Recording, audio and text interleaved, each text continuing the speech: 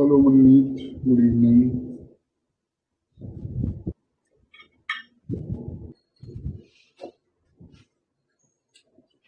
Hello गरिमा, good evening.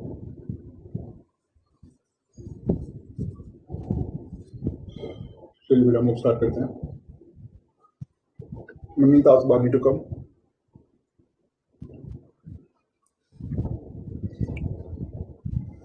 Screen दिख रही है आप लोगों को? इन आवाज आ रही है ना?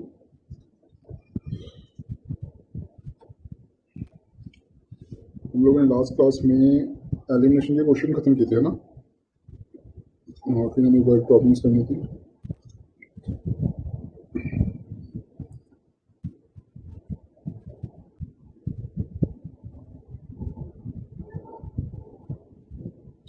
मैंने यहाँ तक कर लिया है, ठीक है?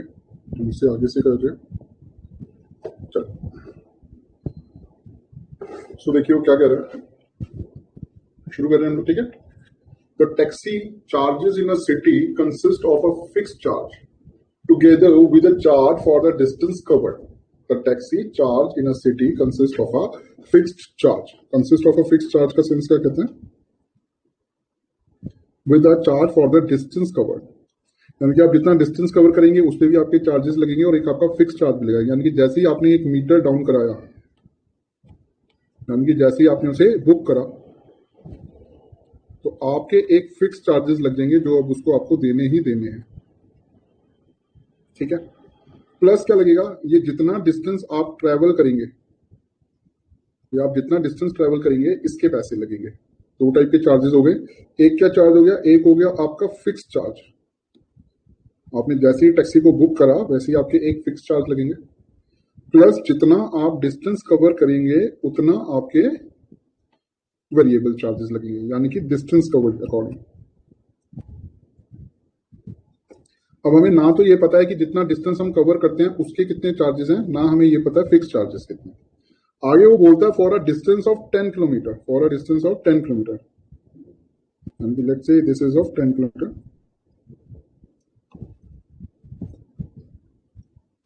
For a distance of 10 kilometre, 10 kilometre गया वो, ठीक है?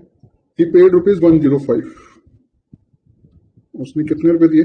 105। And the charges paid and for a journey of 15 kilometre, और अगर वो 15 किलोमीटर गए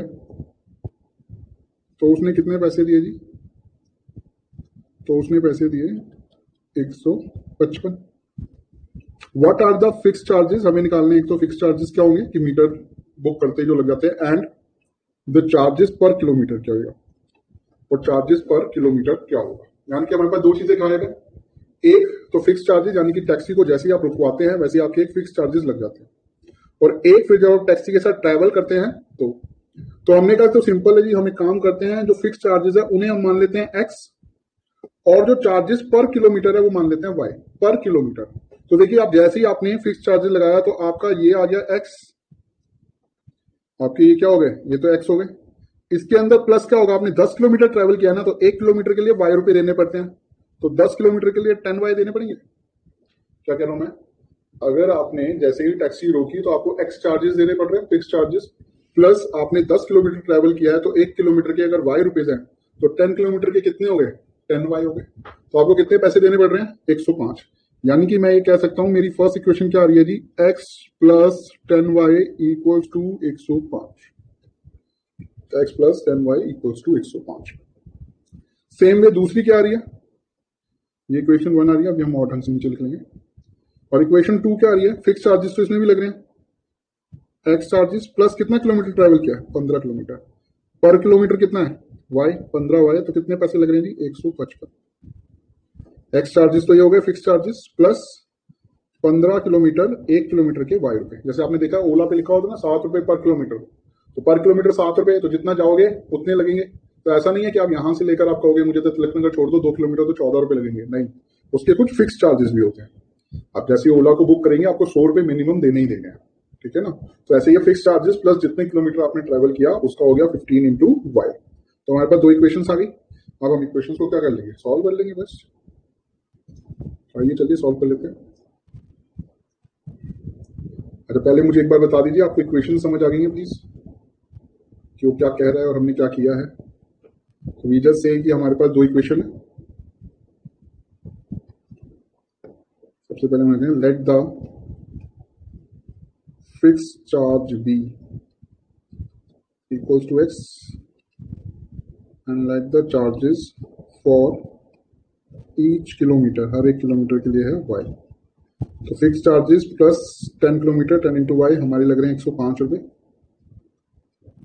और x प्लस 15 इंटू वाई हमारे लग रहे हैं 155 रुपये।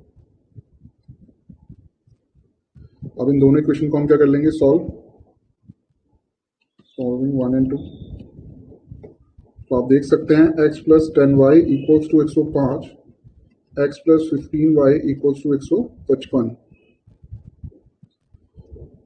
x और x सेम है, प्लस प्लस है, सिर्फ हमें क्या करना है, साइन चेंज करने हैं, बदल दीजिए। ये माइनस का हो गया, ये माइनस का हो गया, ये माइनस का हो गया। So now it will come, ये प्लस का x, ये माइनस का x कट जाएगा, एलिमिनेट। ये 15 माइनस का, ये प्लस का, तो माइनस 5y, ऐसे ही 155 माइनस 105 मुदा माइनस, ये आ जाएगा 50। ठीक है, आप देख सकते हैं minus 5y equals to minus 50।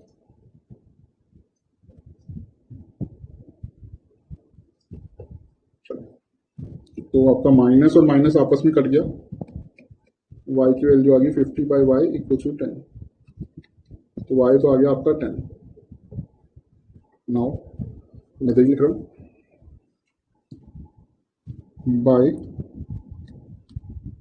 Putting the value of y in equation 1, हम क्या करेंगे, इक्वेशन 1 में वैल्यू को पुटअप कर देंगे। तो वैल्यू क्या है, x plus 10y equals to 105, तो x plus 10 into 10 equals to 105, तो x equals plus 100 equals to 105, तो x equals to 105 minus 100, x आ गया 5। यानी कि फिक्स चार्जेस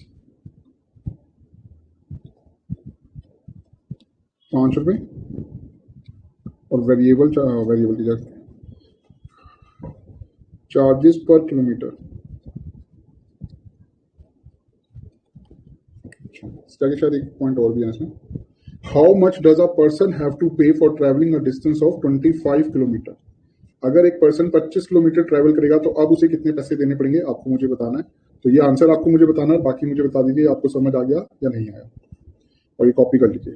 चलो, दो चीजें, ये समझ आया या नहीं आया वो, और प्लस उसका आंसर क्या आएगा अगर वो 25 किलोमीटर ट्रैवल करता है। चलिए जल्दी से बताइए, फिर चलते हैं आगे।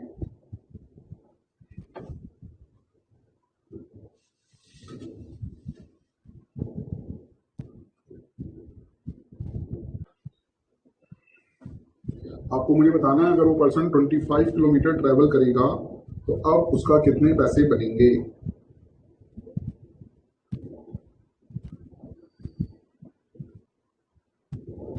Guys, anybody, any answer?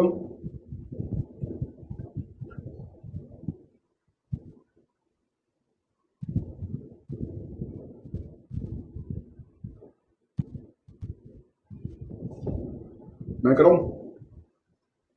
देखिए सेम है, अगर ये टैक्सी में आप ट्रैवल कर रहे हैं कितना किलोमीटर, 25 किलोमीटर, तो क्या होगा, टैक्सी वाला फिक्स चार्जेस लेगा, दैट मीन्स एक्स तो लेगा ही लेगा, प्लस 25 इंटू वाई पर किलोमीटर, वाई चार्जेस है।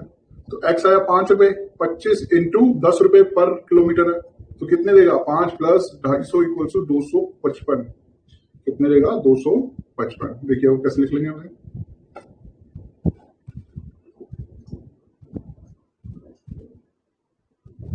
फेयर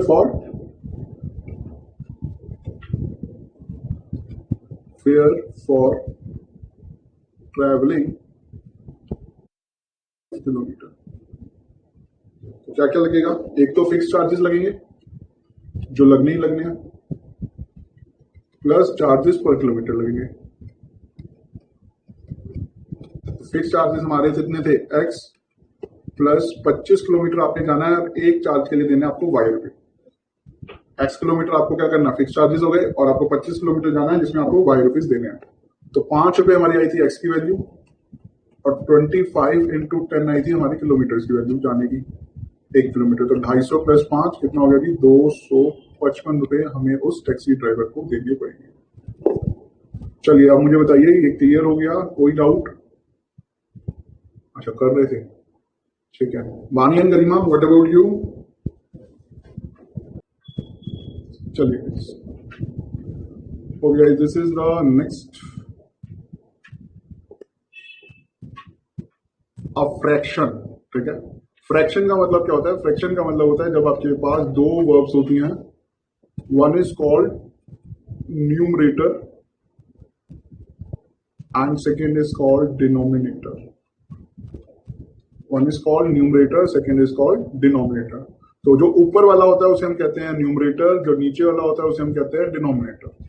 जो ऊपर वाला होता है उसे हम कहते हैं न्यूमरेटर, जो नीचे वाला होता है उसे हम कहते हैं डिनोमिनेटर।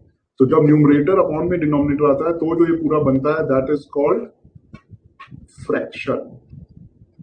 तो इसको हम क्या कहते हैं गाइस? फ्रैक्शन कहते हैं। जैसे यहाँ पर ये चार हिस्से हैं, 1 2 3 4, लेट्स से ये ले रहा है, तो कितने हिस्से ले रहा है? ये एक हिस्सा ले रहा है, कितने में से? 4 में से। तो 1/4 हो गया। ये कितना हो गया? 1/4। तो 1 क्या कहलाएगा? न्यूमरेटर, एंड 4 क्या कहलाएगा? डिनोमिनेटर। और इन दोनों को मिला के क्या बनता है जी? वो बनता है फ्रैक्शन। तो जब भी वो फ्रैक्शन की बात करेगा तो आपने हमेशा न्यूमरेटर अपॉन डिनोमिनेटर ले लेना है। तो अगर आप देखें तो उसने हमें बोला find the fraction, find the fraction. Fraction का मतलब क्या है? न्यूमरेटर अपॉन में डिनोमिनेटर, तो यानी कि हमें एनडी फाइंड आउट करना है। तो हमने कहा यार हम न्यूमरेटर को मान लेते हैं x और डिनोमिनेटर को मान लेते हैं y।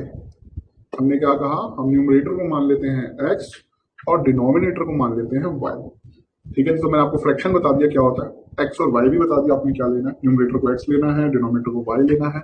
अब जरा थोड़ी सी ये 2 लाइनें हैं अंग्रेजी की, आसान सा क्वेश्चन है, इसको जरा पढ़ें और मुझे इक्वेशन बताएं क्या होगी, ठीक है? समझ आएगा? चलो शुरू करो। आज थोड़ा सा आप लोग भी अपना दिमाग अप्लाई करें, क्योंकि ये है वर्ड प्रॉब्लम्स। सॉल्व करना is a very basic thing, वो हमें आई गया है। अब हमारे पास वर्ड प्रॉब्लम की जो वर्ड प्रॉब्लम आएगी वो हम सॉल्व कर पा रहे हैं नहीं, और उसके लिए हमें क्या चाहिए? हमारी थोड़ी सी अच्छी अंग्रेजी, और you can say understanding the words की वो क्या कहना चाहते हैं। तो चलिए ट्राई कीजिए, और चाहे गलत हो चाहे सही हो, से कोई फर्क नहीं पड़ता। आपके पास 1 मिनट है, इक्वेशन बनाइए। अगर आप नहीं भी भेज सकते हैं तो इट्स ओके, आप अपनी इक्वेशन बना के लिख लीजिए, मेरे से फिर क्रॉस चेक कर लेना। चलिए गाइस मैं आपको बना रहा हूँ, अगर आप देखिए आप लोगों ने जो बनाया हो ठीक है नहीं है। उसने बोला अ फ्रैक्शन बिकम्स 9/11। एक जो फ्रैक्शन है यानी कि x/y है, जस्ट वंस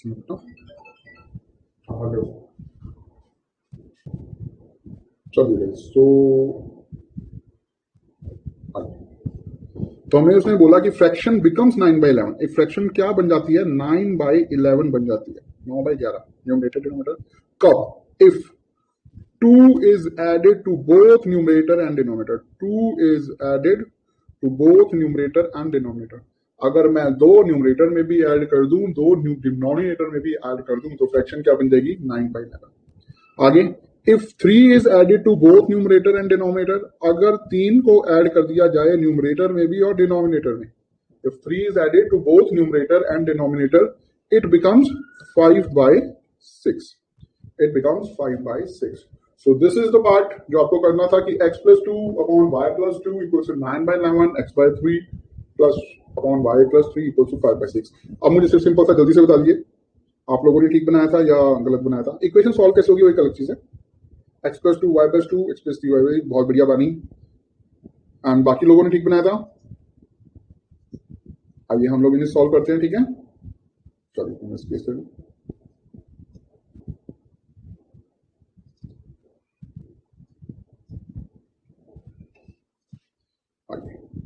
तो हमारे पास फर्स्ट इक्वेशन आई, इट्स सेइंग कि x plus 2 upon y plus 2 अगर न्यूमरेटर और डिनोमिनेटर में कर दिया जाए तो ये आ जाएगा 9/11। तो आप एज इट इज तो सॉल्व नहीं कर सकते हैं, तो आप क्या करेंगे? इनको क्रॉस मल्टीप्लाई करके एक सिंपल इक्वेशन बनाएंगे।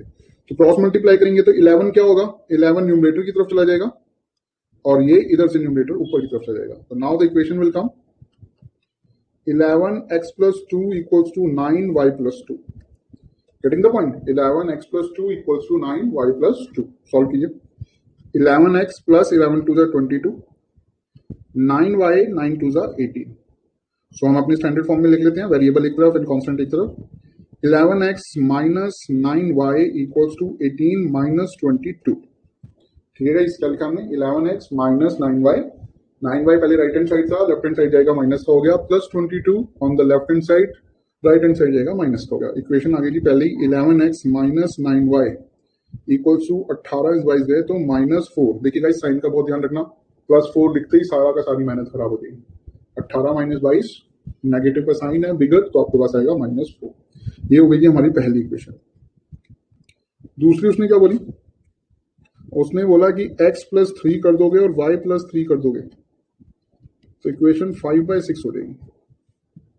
x प्लस 3 कर दोगे, y प्लस 3 कर दोगे तो इक्वेशन क्या हो जाएगी, 5/6 हो जाएगी। हमने कहा ठीक है, फिर हमने कहा कर लो cross multiply, x plus 3 5, y plus 3 6x plus 6 3 जा 18, 5y प्लस 5 3 जा 15। देख पा रहे हैं आप लोग, 6x plus 6 3 are 18, 5y plus 5 3 are 15. So here it comes 6x minus 5y, 15 minus 18 to 6x minus 5y, 15 minus 18 will come -3. लीजिए ये आ गया आपका सेकंड इक्वेशन। तो 6x minus 5y -3 आ गया, 11x minus 9y -4 आ गया। These are we have two equations जो अब हमें क्या करनी है, सॉल्व करनी है। तो चलिए सॉल्व करते हैं, आप भी अपने यहाँ सॉल्व कीजिए, मैं भी सॉल्व कर रहा हूँ, अपना अपना करते हैं और आंसर बताते हैं कि सेम आ रहा है नहीं आ रहा है। क्योंकि अब सॉल्व करना तो बहुत सिंपल सा है, आपका एलिमिनेशन मेथड आता है, सब्स्टिट्यूट आता है। चलिए सॉल्विंग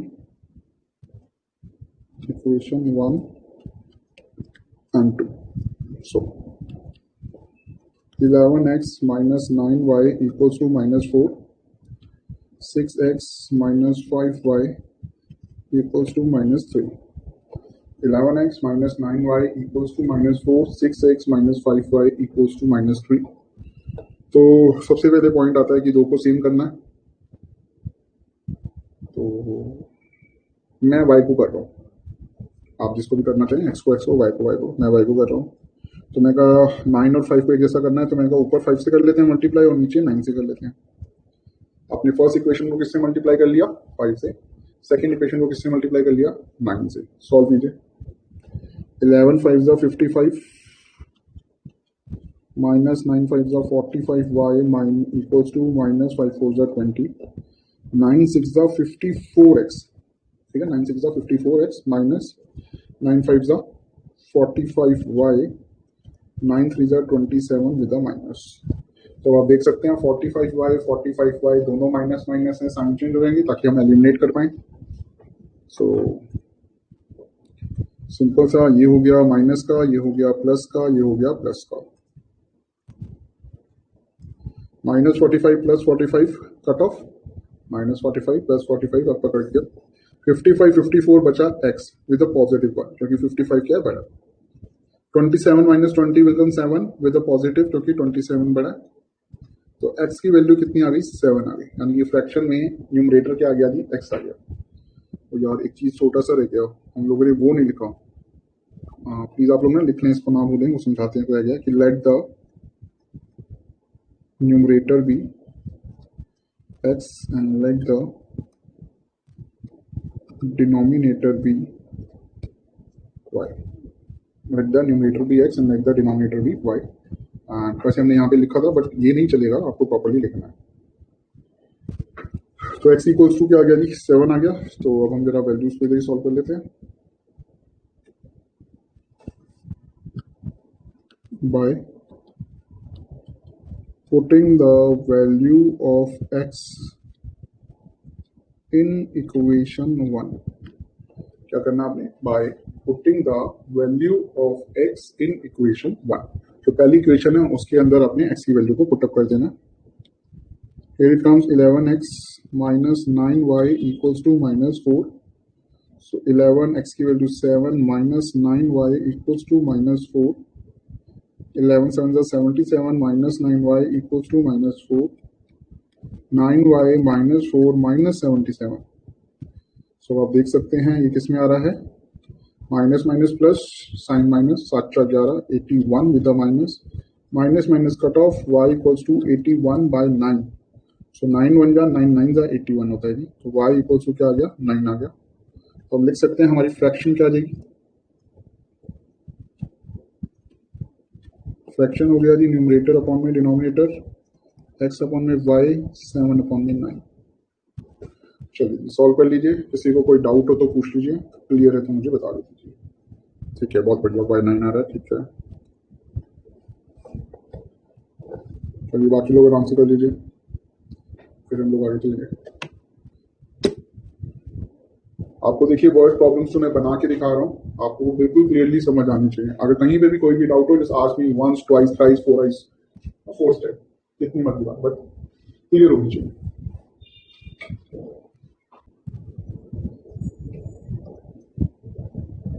चलो आइए, सो फिर वी हैव नेक्स्ट क्वेश्चन।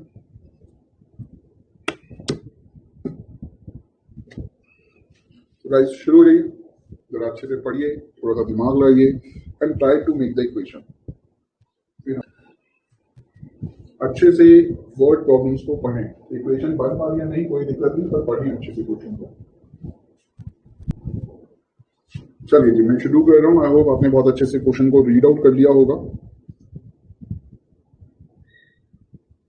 बनने नहीं, कोई नहीं, आपने क्वेश्चन अच्छे से पढ़ा ना, क्वेश्चन को अच्छे से पढ़ लो, अभी बन जाएगी, मैं बनवाता हूँ।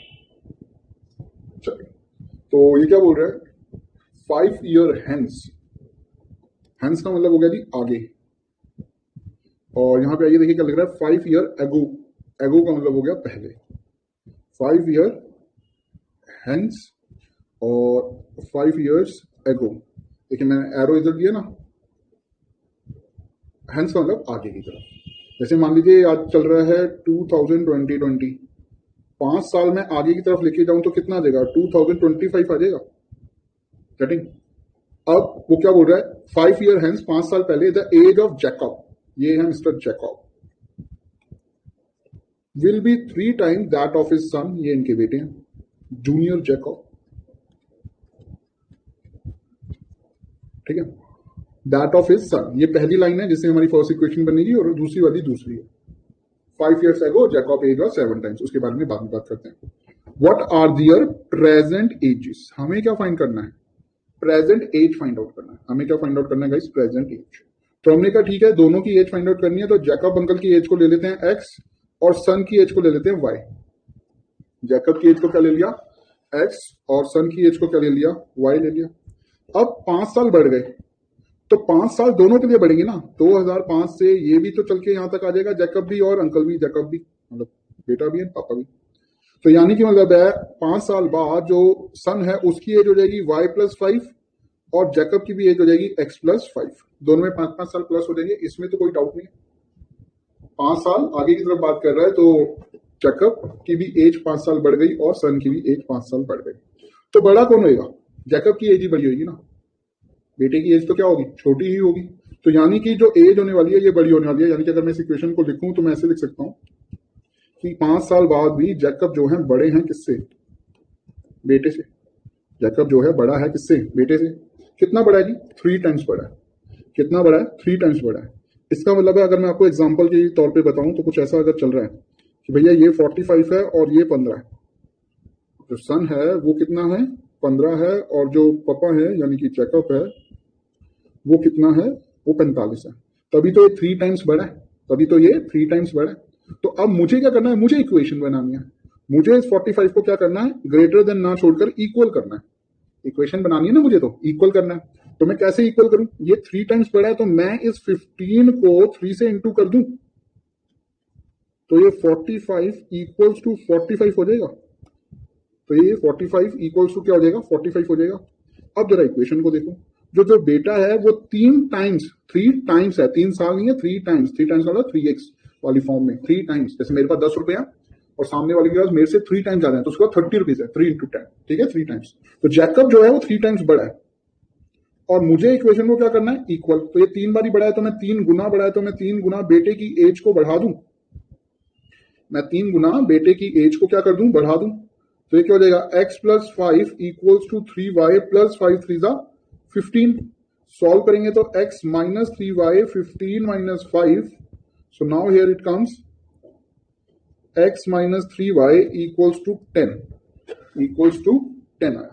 तो देखिए पहली इक्वेशन एक बार फिर से समझिए, फिर हम लोग सेकेंड इक्वेशन की तरफ चलेंगे। उसने बोला 5 ईयर हैंस, यानी कि 5 साल बढ़ाने हैं। ये ईयर 2020 था, तो मैंने कहा 5 साल बढ़ेंगे तो 2000 हो जाएगा 25। प्रेजेंट एज निकालनी थी, हमने जैकब की एज मानी एक्स, बेटे की एज मानी वाई। 5 साल आगे की बात कर रहा है, तो दोनों में 5-5 साल बढ़ जाएंगे, तो x+5 y+5 होगा।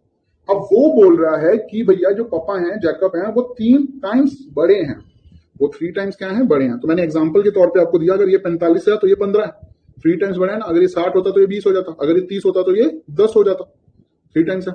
तो हमने क्या किया, हमने 10 को 3 से इंटू कर दिया, तो 30 इक्वल हो गया। हमें इक्वेशन को क्या करना था, इक्वल। तो हमारे पास था x+5 is greater than y+5, कितने ग्रेटर है, 3 टाइम्स। तो हमने 3 टाइम्स इंटू कर दिया y+5 को, हमने 3 टाइम्स इंटू कर दिया y+5 को। तो हमारे पास इक्वेशन आ गई x-3y+10, ये आ गई फर्स्ट इक्वेशन। ठीक है जी, यहां तक समझ आया।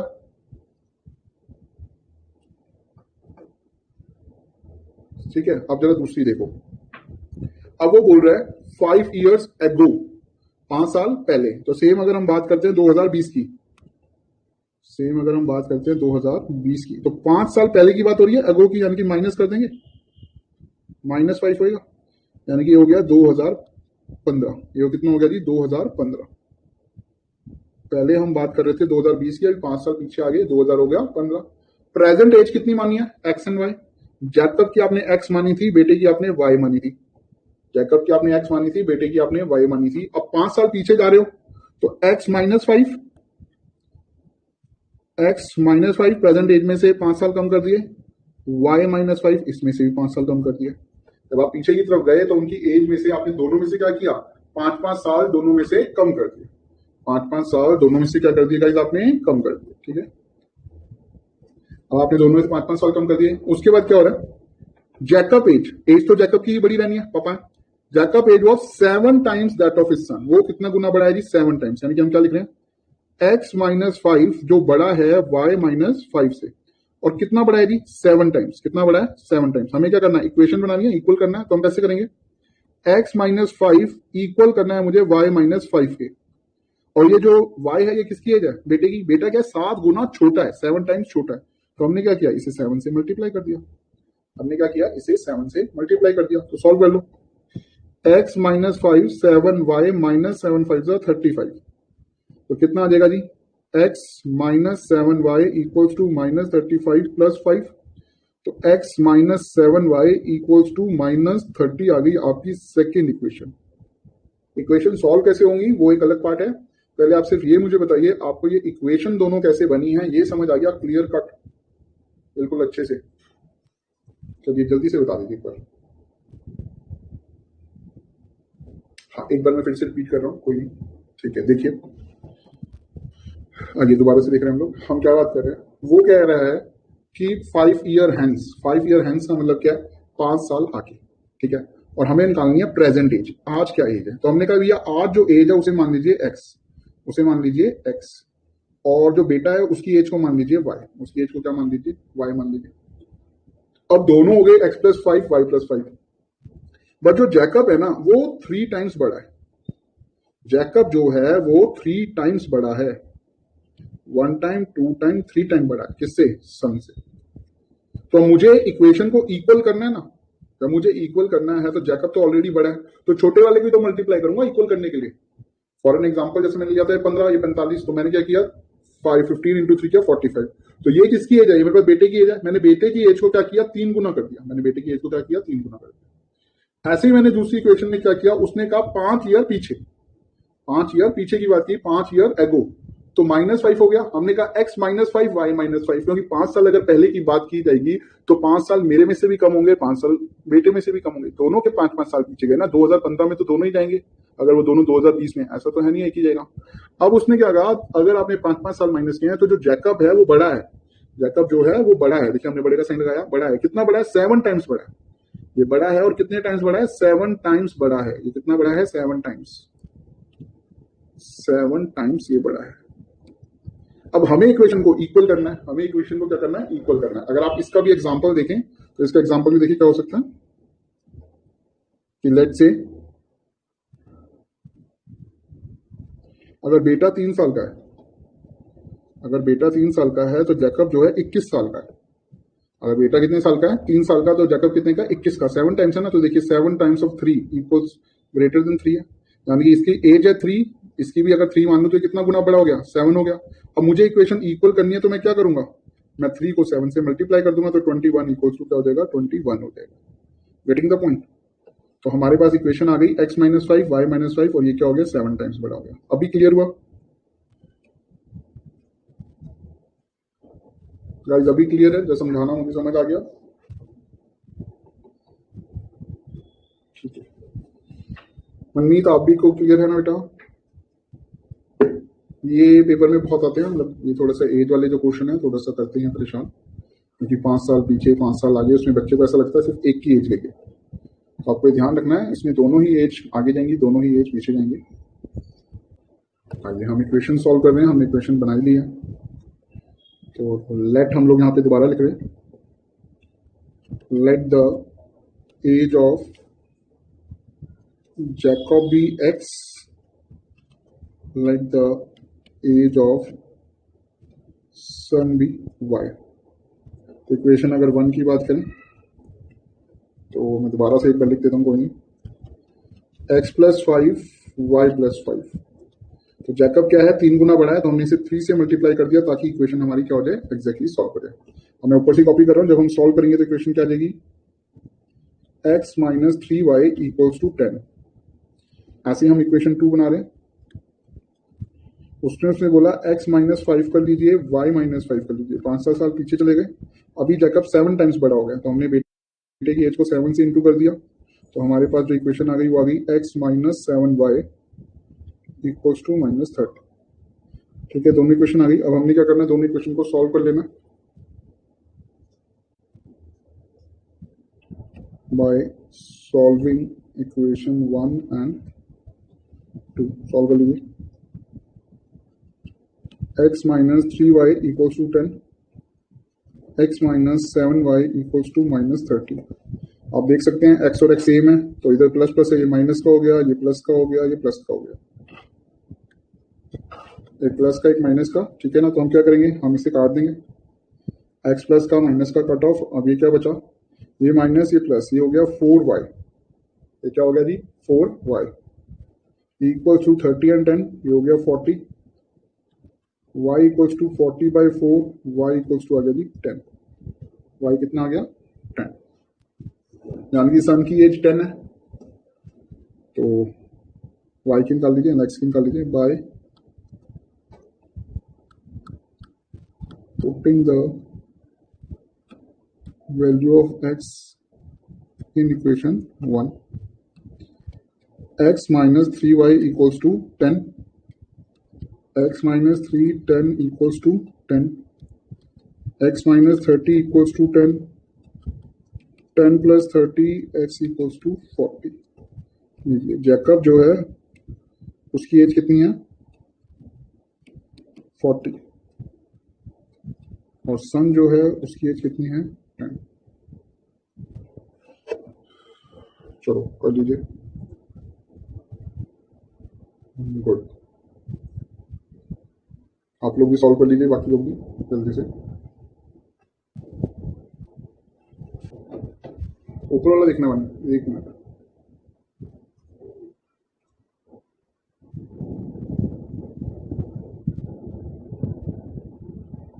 मैं वैसे भी इसका आज ये वीडियो देगी तो मैं इसका पीडीएफ आपको भेज दूंगा, आप लोग।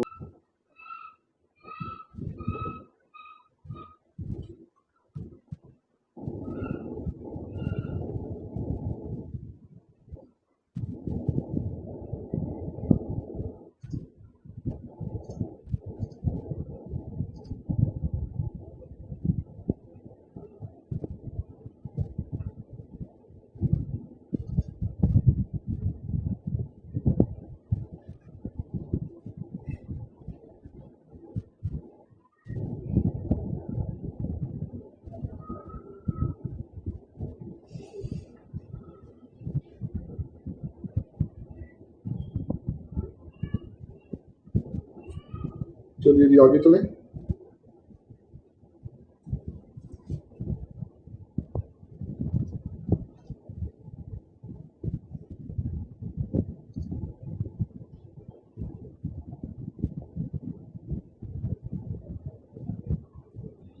अभी 2 क्वेश्चन और हैं। चलो ये 2 ना आपके होमवर्क है, आप लोगों ने होमवर्क में ट्राई करना है, मैं कराऊंगा नो डाउट, और मुझे लगता है थोड़ा सा हो जाएगा ज़्यादा, फिर बच्चों को पता लगेगा यार दिमाग में। तो ये वाला क्वेश्चन भी आपने होमवर्क में करना है, ट्राई करना है, होगा तो ठीक है, नहीं होगा तो it's okay. And the same ये फ्रैक्शन वाला है, ये भी आपने होमवर्क में करना है। ये तो मेरे हिसाब से हो जाना चाहिए अब आराम से, होता है ठीक है, नहीं होगा इट्स ओके।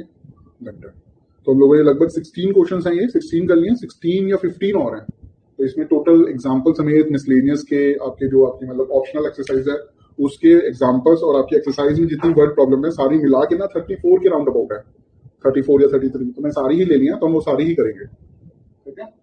तो नेक्स्ट क्लास में हम लोग एलिमिनेशन कर लिया है, हम लोगों ने सब्स्टिट्यूट कर लिया है, we will go for the next method that is called cross multiplication. Next class में हम लोग क्या करेंगे, क्रॉस मल्टीप्लीकेशन करेंगे, और इसका मैं आपको अभी पीडीएफ भेज दूंगा, ठीक है। तो आप लोगों को ये होमवर्क का मतलब वो मिल जाएगा, अदरवाइज आपकी बुक का ही क्वेश्चन है, एनसीईआरटी का ही, बट स्टिल आज सेंड कर। चलिए फिर done done done, bye bye, take care guys, bye बच्चा, ओके थैंक यू, बाय।